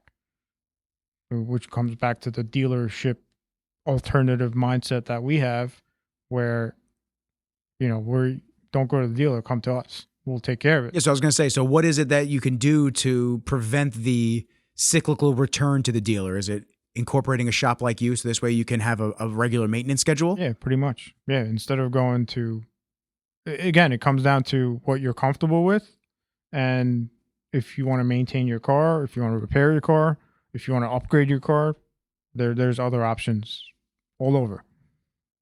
Not one place can take care of everything. You know, so Evidently, you guys can though. Body shop, you guys do everything. It's a one-stop shop. Like, I mean, if you need anything automotive, we'll take care of it. But I'm not saying, you know, we don't work with we don't sub out any work. Yeah. I'd rather sub it out than to do it right, instead of, again, having that team behind you to get whatever needs to be done to do it right the first time. Yeah, having to do shit twice sucks. Sucks for everybody. Sucks for you guys. Sucks for the customer. Sucks for everybody. But customer service is key. You know, you got to have that. The way I'm running it, or the way I want things to be, is customers number one. And then their experience gets other people in the door. They spend money with you. They talk good stuff about you, and then it just keeps rolling in and rolling in. But I can't do what you can do. You can't do what. How can I say this? I can't do what you can do, and vice versa. Yeah. From everybody has their own key role in Elite. Everybody. And that's how you got to, you know, I know you wanted to hire people, but you got to think of it that way. Yeah. I want guys to outsmart me or do better than what I could do. And there's people out there. And you just got to accept that. You know? I'm sure there's a better editor than you. There's a better business. I said that earlier. There's thousands, hundreds of thousands of people that are better than me. There's hundreds of thousands and millions of people that are worse than me. Yeah, I've said that on a lot of podcasts, and that's not talking myself down in what I do. That's just being realistic. You just got to be humble. There's always somebody better. But at the same time, there's also enough work for everybody. Not everybody understands that though. You got to be because your client may look at the other person that is better than you, and they just say, "I just don't need that." Like, you know what I'm saying? Like, I just thought that doesn't fit my style, or the way that they shoot, or the way that they edit, or they might be a little bit cheaper, but they're still going to come back to you. Yep. You know, but you can't bring yourself down to that level of being the cheapest shop, or being the most expensive shop, or being the cheapest, you know, videographer or whatever. You know how many conversations I've had to have with people? Other video guys, other editors, other people. People will go I've had somewhere conversations. else. I've been like, guys, you're fucking the industry up like this. By you offering this for $50 or $100, you can't do that. You're fucking everybody. You're fucking yourself out of money because you're losing money. Even you at your price, maybe you're not as good as me, or maybe you're better. Whatever it is, like you're leaving money on the table, dude. You got to be realistic about what everybody has costs. to work together. Like I've had people. When people call the shop, they're either price shopping or they want to come to you. If we sense that they're price shopping, I got a quote from Nick. I'll call you. I'll be like, yo, Nick, what did you tell this guy? I'm going to tell him $200 more. You know, like, what did you tell him? I'll tell him the same price. So he comes back to one. They make that decision, not you. If I be like, I'm going to, you know, quote this guy $1,000 less, of course he's going to come to you. I would. Within reason, again, but everybody has to keep it at the same level. Yeah. Otherwise, it just kills the market. But I hate when that shit happens. It sucks. It happens. It happens everywhere. It happens everywhere. But everybody has to know your value. Everybody needs to stay humble. Nobody's perfect. Again, you got to be humble, grateful, and then just work your ass off. That's it. Consistency. Exactly what we started with. Yeah, that's how we started. Consistency. Yeah, just work hard, do the right thing, be grateful, stay humble, and people will come to you. I'm always grateful, man. Every large customer, small customer, medium customer, I always just say, even people that just hit me up to ask me about my services, I just go, yo, I appreciate you for even hitting me up. Thank you. That's it. Thank you. Because they might not need you now, but they'll remember you 2 years from now, then they need something, you know? Yeah. But it's just having that, I guess, customer service is number one. I agree.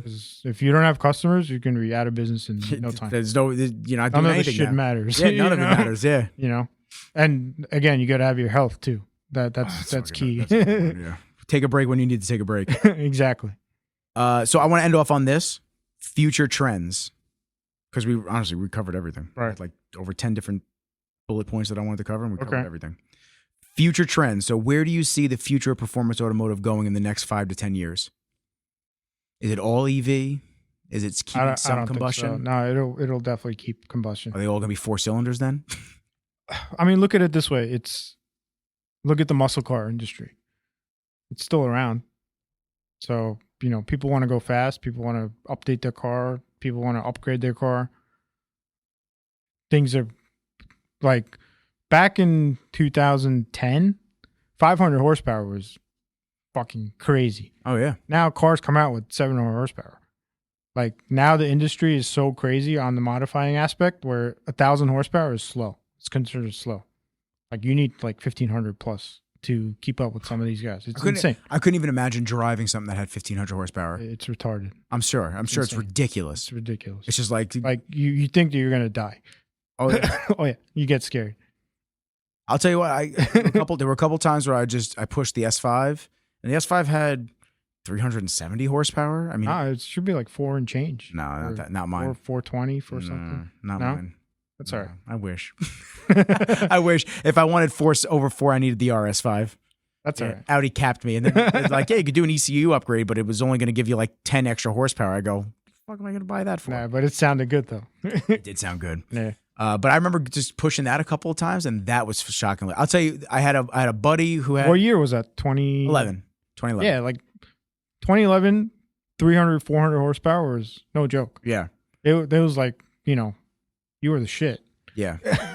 Now, if you have I owned it in 2014. Right. You could buy a fucking Civic with 300 horsepower right now.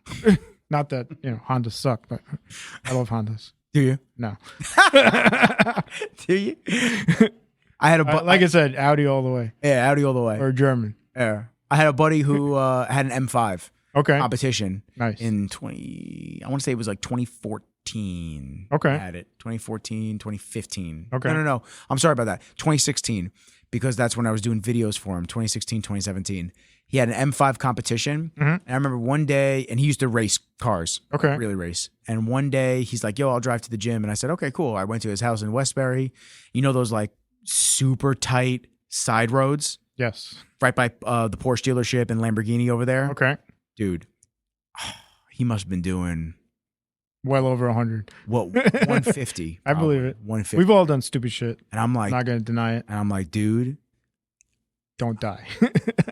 I've had very few instances where I'm super nervous in a car. Right.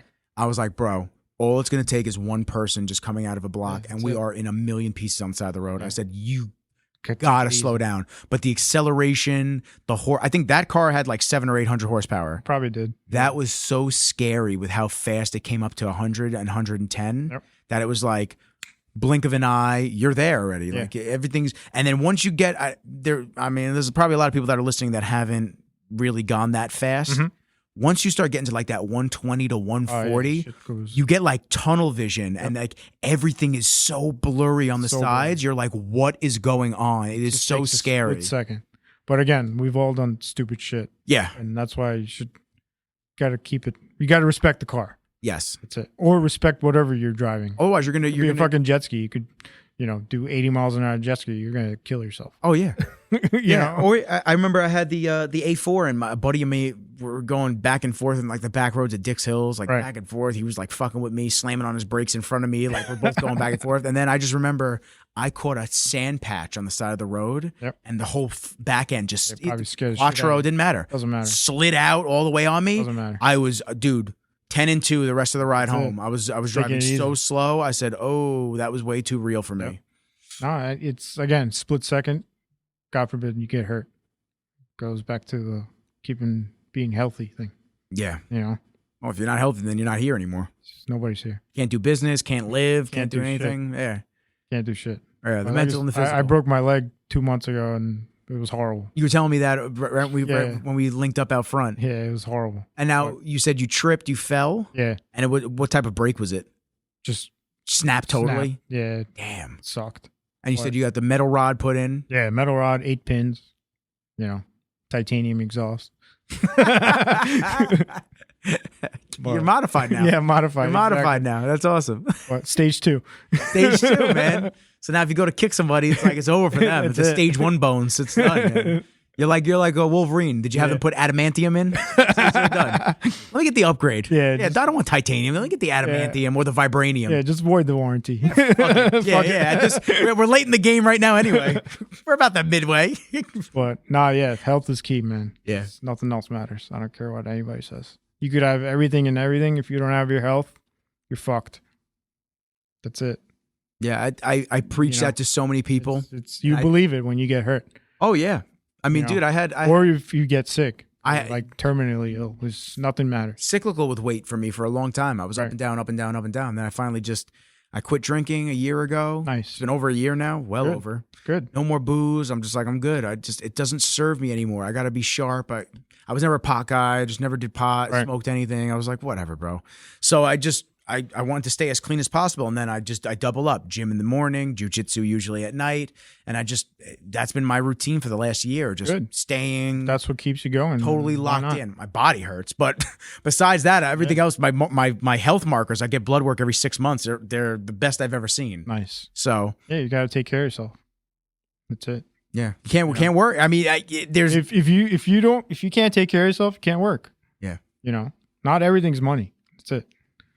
You got to accept that. Of course, you need it, to keep everything going. Unless you sell everything and you just go and live in the middle of nowhere. Yeah. And then with you in one car. One of your favorite cars that's paid off. If you could have, and that's actually what I want to end off on. If you could have one car, any car, money's not an object, nothing like that. What's the car that you're going with? McLaren P1. Really? Yeah. With that reliability of McLaren? I mean, if you could afford a P1, you could afford the reliability. You could afford the maintenance. Yeah, you could afford the maintenance. All right. Have you gotten to drive a P1? No, I haven't. You driven a McLaren though? I've driven a McLaren. It's good with a warranty. I was gonna ask you, what was your experience like with McLaren? It's a very nice car. Very nice car. But I drove a 560 at an event. Okay. And it was ridiculous. Yeah, no, they're no joke. It was absurd. The dude, it was like it was a builders meeting. Okay. McLaren of Long Island. They sponsored it. Yeah. What is the dealership? Long Island Sports Cars. Yes. Yeah. They sponsored it, and they had a couple of They had a couple of Bentleys. No, not Bentleys. Aston Martins. Okay. And they had a couple of McLarens. McLarens there. are nice. And I was supposed to go in. This is when I was selling home theater systems. I was supposed to go in and network with builders, and I just walked up and I looked and. It's like said test drive, and I just walked over and I went, what do you need from me? And they just go, just your driver's license. I went, here you go. I said, do I get to pick? They go, yeah. I go, that one. That's it. And I drove it, and the dude was just like, yo, man, I've had nothing but old, fat, rich dudes in these cars all day doing 30 miles an hour. Yeah. He's like, at the end of the day, it's your ticket if you get one. He said, but if you want to let this thing out, please, by all means. Oh, I let it out. Yeah, we were dipping through the back corners of Brookville. I mean, it was super dope. I loved it. Yeah, I remember when Audi first came out with the RS4 in like 07, they had some event in Belmont Racetrack. Oh, shit. And I just shut off everything. And I'm like, this is how you're supposed to fucking drive this car. Just doing like lap time after lap time. And like they had like this cool road course. I put the top number on him, like, beat that. The guy was like, holy shit. I'm the Stig. I'm the Stig. But again, he was like, no, nobody's done this before. I'm like, oh, that's the way it's got to be, man. And that was the stick, too. That was a stick shift, yeah. That car is great. It had the V8 4.2. I wanted that car so bad, man. The blue with the velvet seats in the middle. Yep. Everything about that car just screamed like what I want. I'll never forget it. That was great. That was definitely nice. Yeah. But so you're a McLaren guy. If you're getting any car and the money doesn't matter, the P1's I would do P1. I mean, of course, you can't go wrong with the twin turbo Lambo or an R8, but or a Porsche 911. But P1 exotic wise or hypercar wise at that point, I think it's badass. Yeah, but I agree, dude. That's stupid money. Yeah, dumb money. That's fuck you money. That's when you open up the Elite shop in Manhattan. That's what that is. When you relocate them to the shop to Manhattan, and you're doing all like the dude's cars that just sit in the warehouses all day. Like, hey, can you restore this entire car for me? Yeah, just give me a credit card. $1 million. And, okay, sure. That's just wire me the money. I got that coming in this week. Perfect. Sounds good. So now, where do you guys see yourselves going from here? I mean, just continuing to do your thing. The new shop is down in Lindenhurst. Yeah, I pass by over. I go to OG all the time, so I'm always or on Wellwood right off of Sunrise. Yeah, like I said, we've been selling cars. We do collision work now. We partnered up with a body shop. I tried opening up a body shop, but town didn't give me permits and paint booths and whatnot. But whatever, fuck it. Yeah, so you partnered up with the body shop. We partnered up with a body shop. We do accident stuff now, along with the performance and repairs and service. Pretty much anything can get done. That's awesome, dude. You know, if you want any cosmetic upgrades or oil change or repairs or maintenance, let's do it. Anything with a car. Anything with a car. Anything with a car. We can take care of it. Do people get EV serviced? No, right? Tires? Still needs brakes and tires. Brakes and tires? Yeah. All right, so get your brakes and tires in. Yeah. Come on, come through. So how can the people find you guys? Instagram, or phone number? Instagram, Elite Motorsports. I'll put that in the show notes too. Yeah. Just put it in the description. If you want our used cards, Elite Motor Group, NY. We used to do towing, but not anymore. No? Yeah, COVID killed that. But, really? Yeah. Why so? Just lost contracts for towing insurance. So you'd get the contracts through who? The insurance companies that would total out cars. We used to tow them. Oh, okay. Yeah. I had like 3 tow trucks. Was that a profitable business for a while? It was until COVID hit and everything shut down, so I got rid of it. Why did that COVID shut those down? People weren't driving their cars. Oh, though it shut down during COVID is what you mean, and then you just decided not to renew it. There was no accidents. Gotcha. So, I thought like a regulation change. No, or something like that. Like you. So I ended up just pulling the plug on that. Gotcha. But just stick to what you know. Stick to what you know. Stick to what you know. That's it. Kai, I appreciate you for coming through. I appreciate for having me. I think this is episode 99, man. This is nice. Fucking episode 99 with King Kai over here with Elite Motorsport, man. Nice. Listen, I appreciate you taking the time. I know with last week, bro, the tooth thing was crazy. Oh, I get it. I hate the dentist, bro. Dude. I gotta go to the dentist, but I've been pushing it off. Let me leave it. let me end off on this. We were supposed to do the podcast a week ago. Right. I text you and I just said, hey, man. Something just happened. I'm at the dentist. Now, luckily, my dentist is literally across the street from my house. Nice. Literally across the street from my house. Did I tell you what happened? Like, really? I woke up, I flossed my teeth, chunk of my tooth came out. Yeah. Chunk of my tooth. I went like this. What the fuck? And I'm looking around and I'm feeling it and I go, oh, yeah. A piece of my tooth is missing. And I walked across the street. I put the tooth right on the counter and I went, this. that just came out of my tooth. We're going to get this done. And they just looked, yeah. And they took me in the back. And the guy's like, don't cancel the podcast yet. Let's just see. Let's just, see if I don't have to drill or do Novocaine, this and that. And he put the little poker right in there and it was super sensitive. And he went, yep. Okay, we got to drill. And first off. I hate the dentist. First off, Kai, he numbed me. Now I have trouble getting numb. Okay. Unless they numb the nerve. Okay. So he numbed me. The needle, I don't even feel it. I'm not even fazed by it. But when they have to numb you on the nerve, they stick the needle close to the nerve, and it's either one of two. The nerve that either goes to the back of the tongue or the nerve that goes through your chin, your jaw. You want to get the jaw because then it numbs all the teeth. Okay. He got it. Good. Let me tell you, it was like getting electrocuted. It was it. the worst. And he says it's because the nerve and the metal from the needle interact and it like sends that jolt. Horrific. It's like an electric car. Horrific. They can keep that EV. Yeah. I'm good on it. So it's close to your brain too. That's probably why. It wasn't awesome. Wasn't awesome. I was like shocked that he hit it. I was like, oh, okay. And then it started just to get number and number. And I went, there it is. Truth be told, though, they're phenomenal. Good. Phenomenal. I mean, it doesn't even feel like I have a filling in there. Like the bite is totally the same, like everything. So they are awesome. All right. But yeah, so it pushed us to this week. But listen, regardless, I'm glad that we had the time to sit down. I'm glad we did set it up and, we'll do another one. We'll do another one. We're going to do another one. Maybe we'll do a shop one. I'll bring the mics there. We'll hang out in the shop. We'll fucking do one there. That'd be sick. Yeah. Or just keep doing what you're doing, man. You're going to do well. I appreciate you, bro. For real. I do. I got to bring the car to you, get an oil change soon. Let's do it. And a little maintenance stuff. So episode 99, I appreciate everybody for listening to my sit down with my man Kai over here. Elite Motorsport, give them a shout. Check them out if you need anything done. I mean, we'll take care of it. Yeah, they're awesome. No bullshit, no fluff. Like this is what they do, this is what they know, and they'll take care of you. Share the show. like, subscribe, comment, all the things you got to do to keep all the engagement. above. Yeah, all the engagement.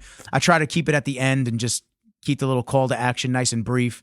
It helps me to continue sitting down with amazing human beings like Kai, showcase the businesses that are doing really great things, that have been in the community for years and years, and that we want to keep seeing the mom and pop, the small businesses. We want to see these guys rise up. We don't want to see these conglomerates and these monopolies come through and just wipe everybody out. Right. That's not what we want. We want real people like Kai, like Elite Motorsport. That's it. And I appreciate all y'all for fucking with us. But for now, peace out. Peace.